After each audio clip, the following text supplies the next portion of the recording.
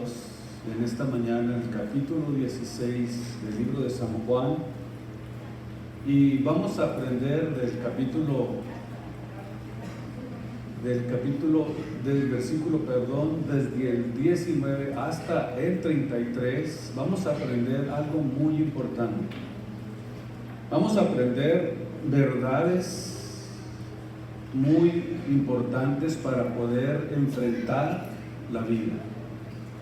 Escuche esto, porque aquí es donde va a estar basada esta enseñanza en esta mañana. Verdades que nos van a preparar, que nos van a facilitar la forma en que nosotros vamos a enfrentar al mundo, a la vida que está en nuestro alrededor. Y del versículo 19 al versículo 24 del capítulo 16, Jesús enseña algo muy importante, donde dice que desde el versículo 16 dice: todavía un poco y me veréis, y de nuevo un poco y me veréis, y ya no me veréis.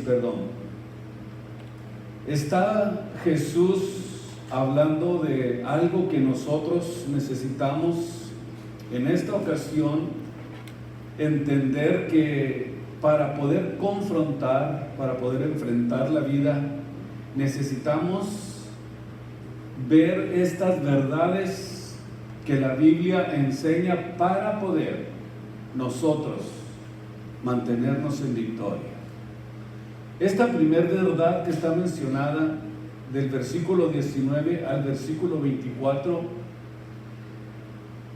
es que Jesús les enseña que pueden tener, número uno, gozo en medio del dolor. Jesús conoció que querían ellos preguntarle acerca de lo que les estaba diciendo, de que todavía un poco me veréis, y de nuevo un poco y me veréis, no me veréis y después me veréis. Y luego les dice: de cierto les digo que lloraréis y lamentaréis, y el mundo se alegrará. Escuche usted, está hablando de las angustias, de las tribulaciones, de las situaciones que nosotros tendríamos que enfrentar en este mundo. Pero aunque ustedes estén tristes, aunque les entristezca el dolor, la situación que se está viviendo en el mundo, esa tristeza, dijo el Señor, se va a convertir en gozo. La mujer, dice Jesús, cuando va a dar a luz, tiene dolor. Me imagino que las mujeres se identifican con esto, las que son madres, porque le llegó el tiempo, le llegó su hora, llegó el tiempo del alumbramiento. Pero después que ha dado a luz, después de que ya nació el bebé, ya no se acuerda de lo que sufrió, ya no se acuerda de la angustia que tuvo, porque ha nacido ya lo que le causaba ese dolor. También vosotros ahora tenéis tristeza. En este tiempo estamos siendo entristecidos, de alguna forma angustiados. Pero os volveré a ver y se gozará vuestro corazón, y nadie puede quitarles este gozo. Ven ustedes que Jesús está siendo muy claro, muy específico, y nos está diciendo cómo nosotros podemos tener gozo en medio del dolor. Y nos enseña que podemos nosotros muy bien enfrentar la vida, cualquier problema que se avecine a nuestras vidas, en nuestros 5 sentidos, conscientes, entendiendo perfectamente que es un plan de Dios lo que nosotros estamos enfrentando. Ahora, ¿podremos nosotros enfrentar la vida en medio del dolor? ¿Conscientes de eso? La respuesta es que sí podemos. Y no solamente nos dice el Señor que podemos enfrentar cualquier cosa que nosotros tengamos que enfrentarnos en la vida, sino que también podemos enfrentar los problemas de la vida y al mismo tiempo tener el gozo del Espíritu Santo. Esto que yo les estoy diciendo es increíble, pero es posible. Y lo vemos después, cuando el Espíritu Santo tomó a los apóstoles en el aposento alto. Lo vemos después, eventualmente, que ellos lo experimentaron, que se sentían, dice la Biblia, dignos de padecer por el nombre de Jesucristo. Todo lo que les sucedía, ellos estaban conscientes que podían superarlo, que podían enfrentarlo, que podían entender que era de Dios lo que estaban pasando y no por meterse en situaciones ajenas. Los echaban a los leones en los coliseos y gustosos, sin ningún temor, enfrentaban eso con gozo y con alegría. Esto llamaba mucho la atención, aún en contra de aquellos que eran sus angustiadores. Y dice la historia que cuando los apóstoles se enfrentaban de esta manera a estas situaciones, no comprendían cómo podían ellos morir cantando, morir gozándose, morir con el gozo del Espíritu Santo en sus vidas y en sus corazones. O también como sucedió en el libro de los Hechos, capítulo 7, con Esteban, que dice que antes de él morir por ser apedreado, dijo: Señor, no les imputes este pecado. Quiere decir entonces que los hijos de Dios podemos alcanzar un nivel impresionante para poder enfrentar la vida con mucha fe, con confianza, con el poder del Espíritu Santo y con la autoridad de Dios en nuestras vidas y en nuestros corazones. Podemos enfrentarla, decíamos, y al mismo tiempo tener gozo. ¿Por qué? Porque solamente Dios puede hacer esto en la vida de sus hijos. Porque ¿qué persona no querrá enfrentar los problemas en la vida y al mismo tiempo tener gozo? Y esta ilustración de lo que estamos hablando, de lo que Jesús está diciendo, cómo Él usa a una mujer que da a luz. Tiene dolor porque ha llegado su tiempo. Pero sin embargo, dice Jesús, después que ha dado a luz a un hijo, ya no se acuerda de la angustia, ya no se acuerda del dolor, ya no se acuerda del padecimiento, por el gozo de que ya haya nacido su hijo.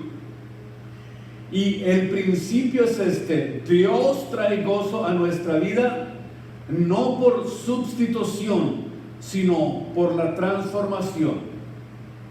En otras palabras, la mujer que da a luz a un hijo, la mujer que logra dar a luz, nos ilustra que, o sea que lo mismo que causa el dolor, también causa la alegría. O sea, no es por sustitución, sino por transformación. Y a nosotros Jesús nos enseña que cuando Jesús estaba hablando, me veréis un tiempo y después me veréis, se refería a la muerte y a su resurrección.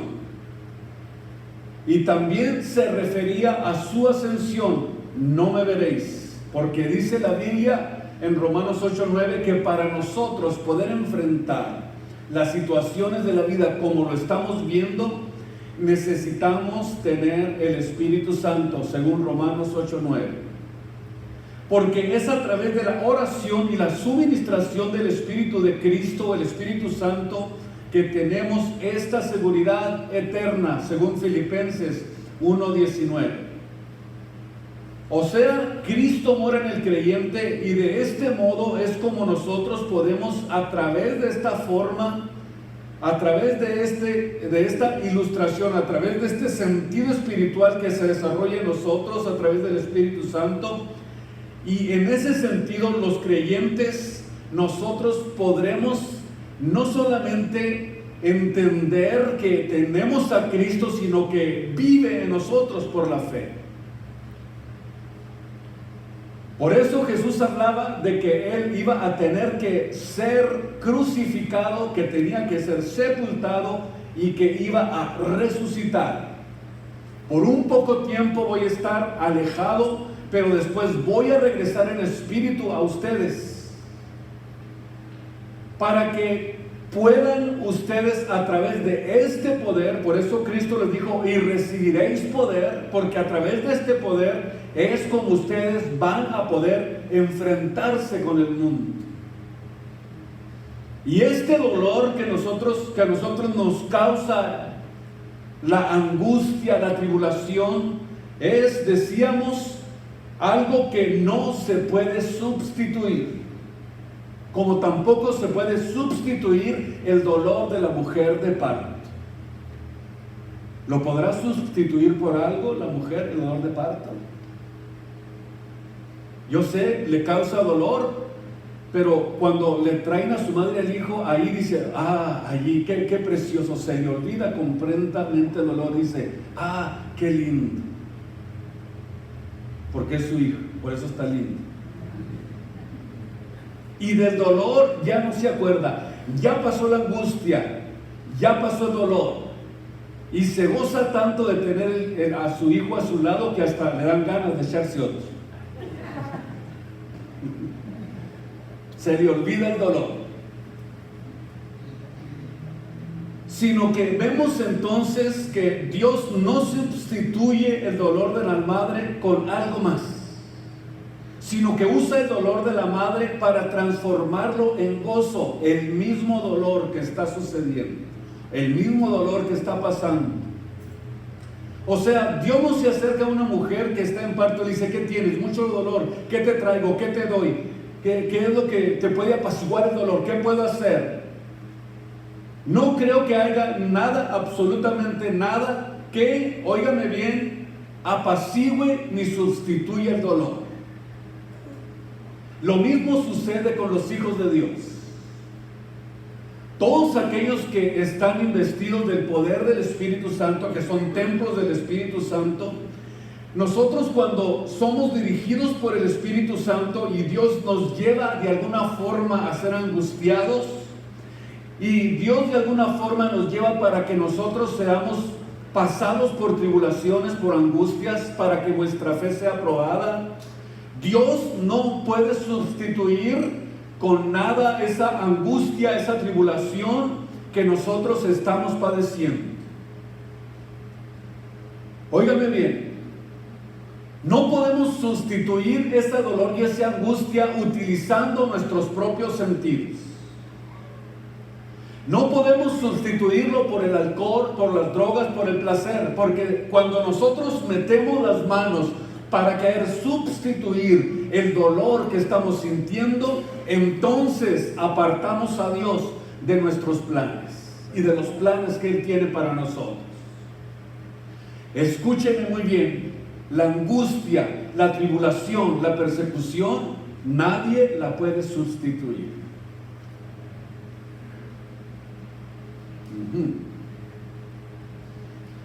Vemos que Dios no trabaja de esta forma. No hay forma de sustituir el dolor de una madre.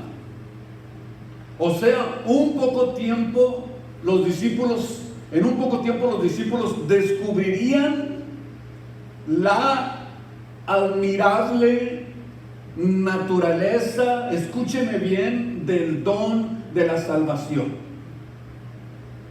Descubrirían el poder de la salvación.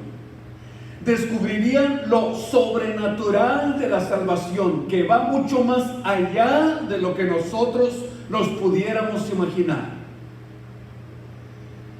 Y no solamente descubriríamos cuando nos convertimos a Él la naturaleza admirable, el poder de la salvación y del Espíritu Santo que le son dados por Dios al creyente a través de la obra de redención de Jesús. O sea que el creyente está recibiendo mucho más de lo que pedimos o entendemos, como decía el apóstol. La salvación va más allá de nuestros 5 sentidos. La salvación va más allá de lo que nosotros nos pudiéramos imaginar. Cuando hemos sido salvos, sucedió algo sobrenatural en nosotros, que nos capacita, que nos da a nosotros las habilidades, el poder, la naturaleza, para poder nosotros, óigame bien, combatir con estas verdades de la palabra de Dios todo lo que tendremos que enfrentar en nuestra vida. Absolutamente todo. Y este poder, este gozo del que habla la palabra de Dios, debe de estar presente en la iglesia de nuestro Señor Jesucristo. Así es. Debe estar presente este gozo. Debe de estar presente este poder. Debe de estar presente esta gloria en los hijos de Dios. No andar como derrotados, que ni ganas de dónde alabar a Dios, que le tienen miedo al altar, que viene y está cantando así.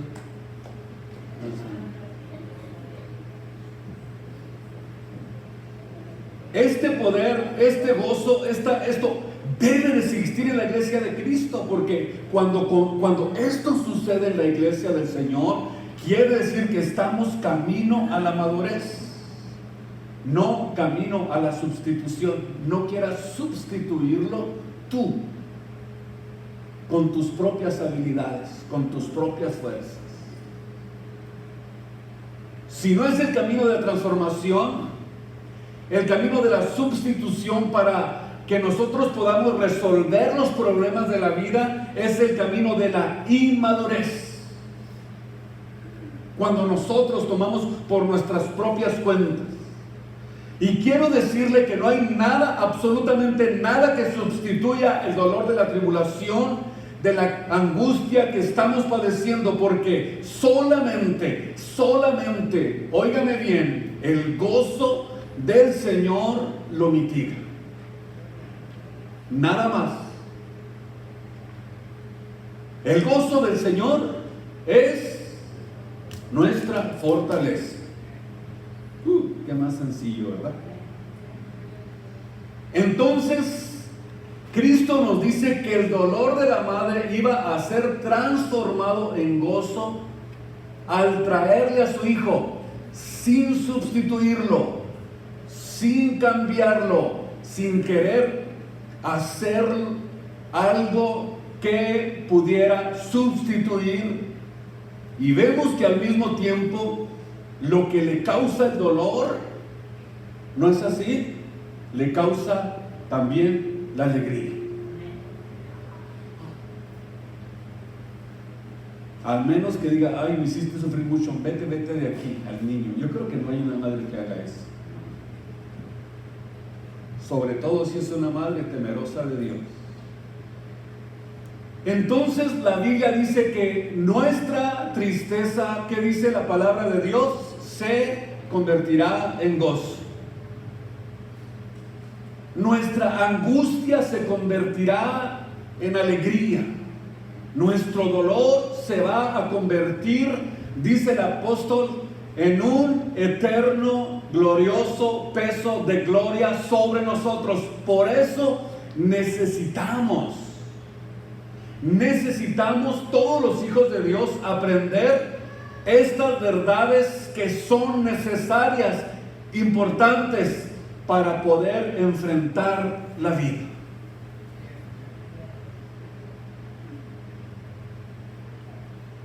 Vemos entonces que Dios hace lo mismo con nosotros, lo mismo que hace con la madre.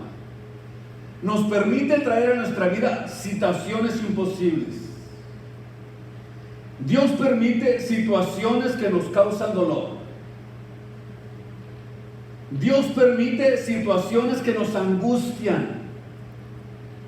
Y en ese momento de incertidumbre, vemos entonces que es cuando inmediatamente Dios entra a esa esfera de dolor. Dios entra a esa esfera de tinieblas en las que estamos nosotros de alguna forma rodeados, de confusión en nuestra vida, y con el milagro de su gracia, con el milagro de su amor, con el milagro de la redención, con el milagro del Espíritu Santo morando entre nosotros, en nuestras vidas, en nuestros cuerpos, en nuestros corazones, Dios transforma nuestra desgracia en triunfo. Así es. Las maldiciones Cristo las convierte en bendiciones en nuestras vidas.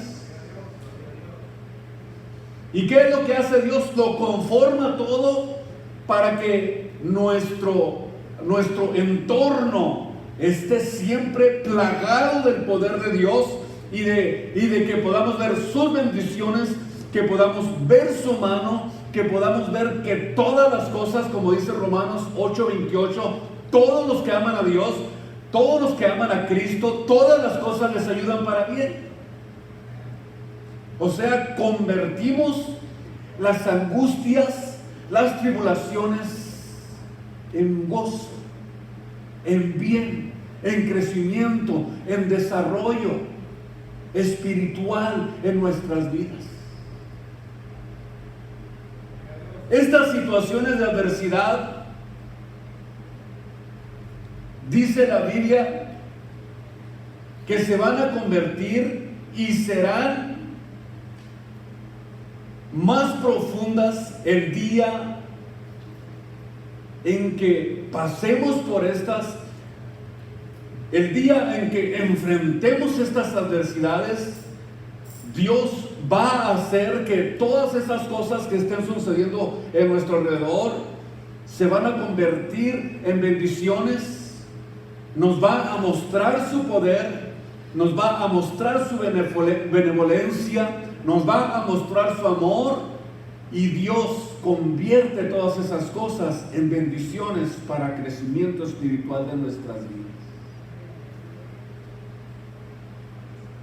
Dios no nos promete salvarnos de la muerte, pero sí nos promete que la podemos enfrentar con gozo. Así como decía, eventualmente lo hicieron sus apóstoles, estaban listos para morir, estaban listos para enfrentarse a las situaciones de la vida sin temor, sin miedo, con la convicción de Dios en sus corazones. Y el segundo principio para enfrentar la vida es la oración. Dice el versículo 24, donde estamos: en aquel entonces, dice Jesús, hasta ahora nada habéis pedido en mi nombre. Vean ustedes cómo comienza a hablar Jesús en este segundo principio.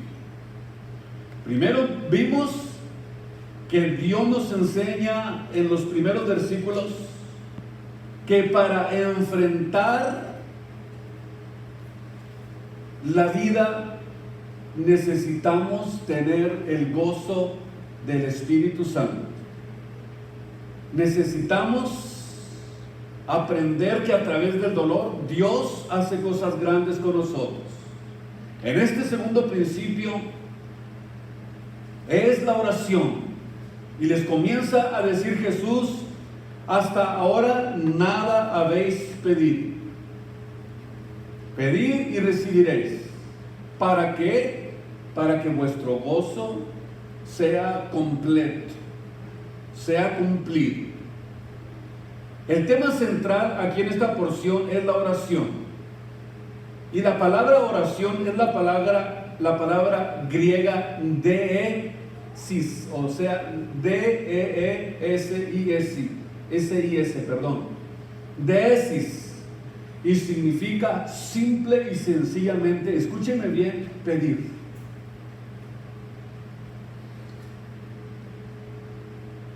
Y dice Jesús que hay cristianos que no piden.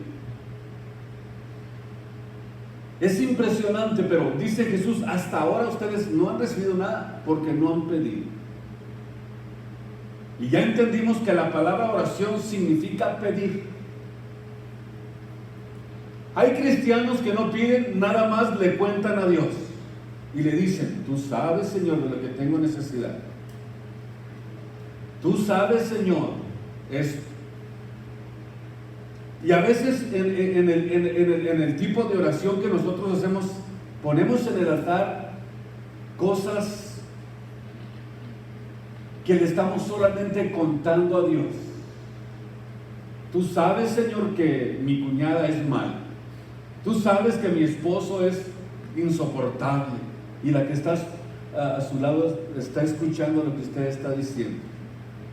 ¿Qué es lo que está haciendo? Nomás está platicándole a Dios, está contándole a Dios.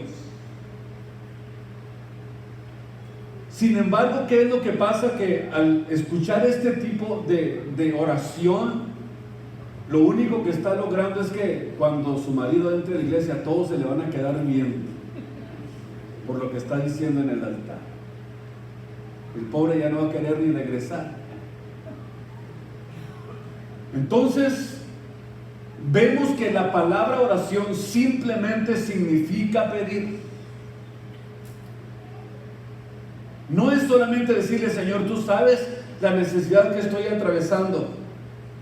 Óigame bien, y crees que Dios te contesta. Eso que usted está diciendo es nada más, está como platicando con Dios, pero no está haciendo realmente lo que la Biblia enseña, lo que es la oración. Aquí vemos entonces que no es simplemente contarle a Dios, sino que es decirle a Dios lo que tú necesitas. Y cuando no le pides a Dios lo que tú necesitas, dice Cristo, por eso no recibes. Y si pides mal, pides para disfrutar de deleites. Orar, quiero que sepan, es simplemente esto, es literalmente: te pido que salves a mi esposo. Te pido por mi familia. Señor, te pido por mi trabajo. Te pido por mi hogar. Te pido por mi matrimonio. Te pido por mis hijos. Te pido por un templo para ganar almas. Dios, quiero decirle a usted que Dios disfruta que le pidan.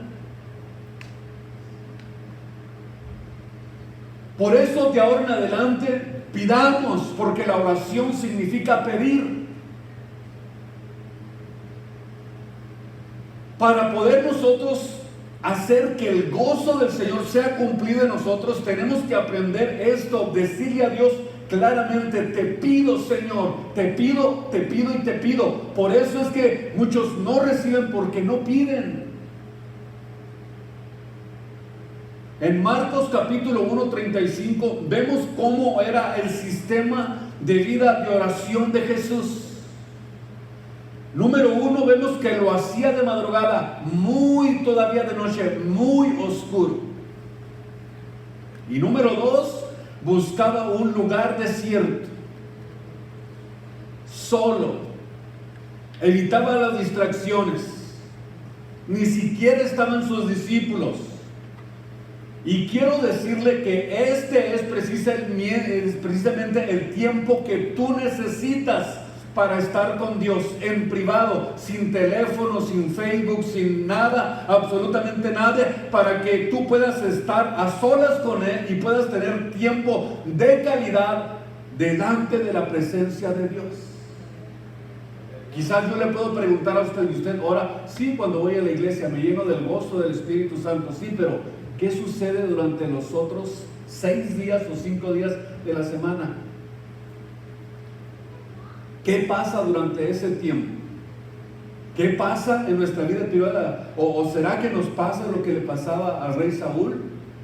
Que nomás nos gozamos cuando venimos a la iglesia y disfrutamos del ambiente del Espíritu Santo y oramos a Dios, y los otros 6 días estamos perdidos, andamos por otro rumbo, por otros lugares, no tenemos un tiempo específico para poder nosotros adorar a Dios y tener tiempo privado con Él. Jesús estaba hablando en Marcos 1:35 de lo que significa en realidad la vida privada de los creyentes. O sea que en la vida privada nosotros tenemos que tener tiempo a solas con Dios.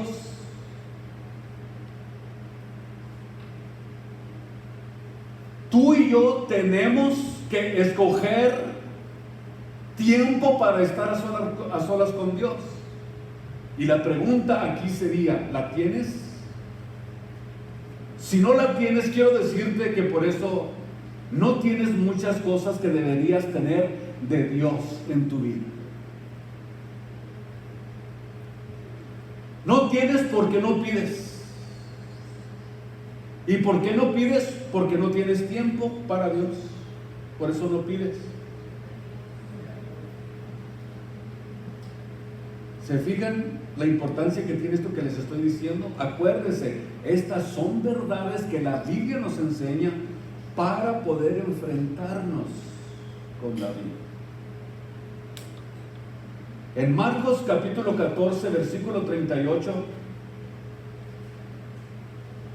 Jesús dijo algo muy importante, que dice: velad y orad, para que no entréis en tentación. La palabra velad es la palabra griega y significa estar alerta. ¿Cómo logramos nosotros en nuestra vida espiritual estar alertas? Estando precisamente haciendo lo que Jesús dijo: velad y orad, o sea, estén alertas. El espíritu a la verdad está presto. Su espíritu, su alma, su vida espiritual, el ser espiritual que tenemos, que es semejante a Dios, está dispuesto. Pero hay un obstáculo para poder mantener esta vida de oración, que es la carne. La carne está enferma, el espíritu está puesto y se oponen. La carne se opone a lo espiritual porque no tiene promesa de redención y no se sujeta a Dios ni tampoco puede.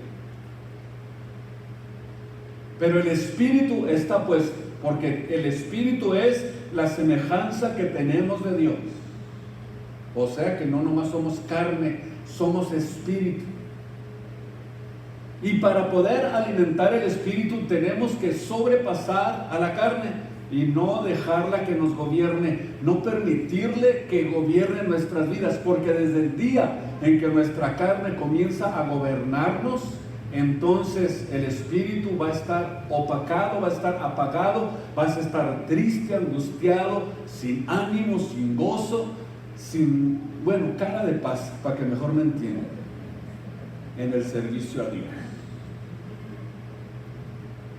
Parece que lo trae Pancho Villa y lo mete a la iglesia con las armas. ¿Por qué razón Jesús habló de estas cosas? ¿Por qué?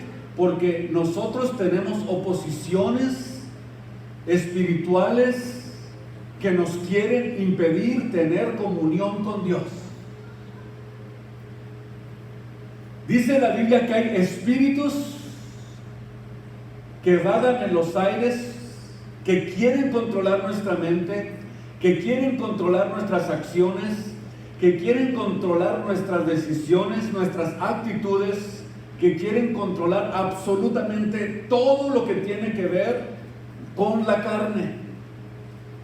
Pero cuando nosotros no estamos alertas, como dijo Jesús, velad y orad para que no entren en tentación, eso significa que el estar alertas en ayuno y en oración es como estar listos para el combate, y inmediatamente que quieren invadir nuestra mente esos espíritus inmundos, porque tienen acceso a nuestra mente, nosotros estamos alertas para no dejarlos que tomen el control de nuestras vidas.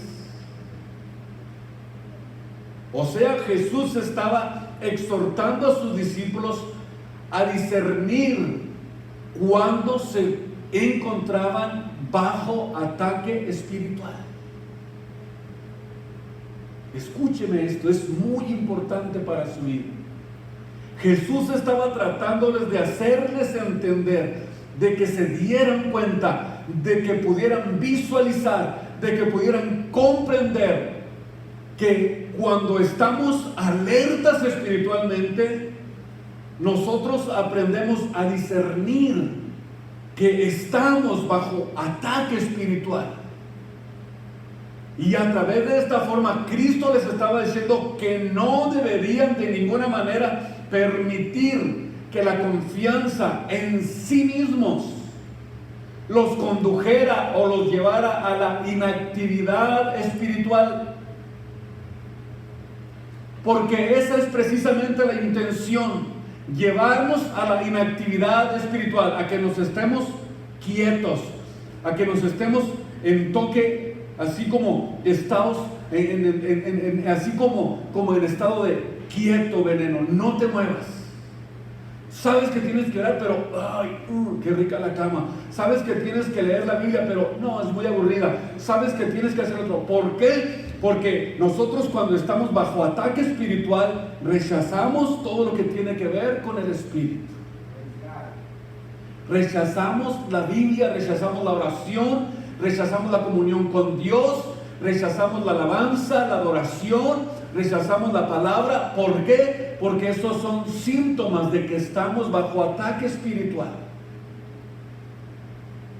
Cada vez que tú sientas esto en tu vida, estás bajo ataque espiritual, y Dios quiere que aprendas a discernir.